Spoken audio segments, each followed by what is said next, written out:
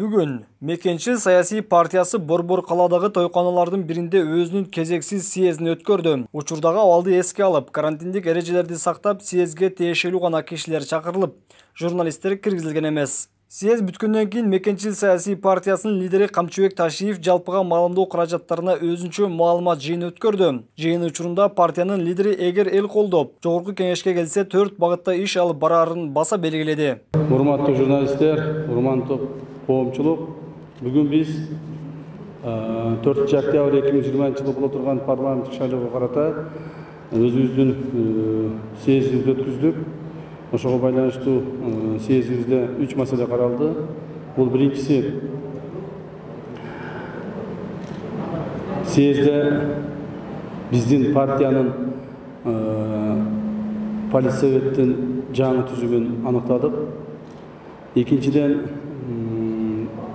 4 октябрь 2020 жылкы парламент шайлоого карата партиябыздын тизмесин бекиттик. Ушул маселелерди карап чечим кабыл алдык. Эгерде ушулардын негизинде кайсыдыр бир деңгээлде суроолор болсо, мен силерге суроолорго жооп берүүгө даярмын. Ата журт партиясы менен барбаганымдын бизден бирден бир себеби, өзүңүздөр билесиз, Ата журт партиясы бул парламент шайлоолордо ар дайым биринчи, экинчи меселерди алып келип жүрөт. 10 жылы биринчи меселен алган, 15 жылы экинчи меселен алган.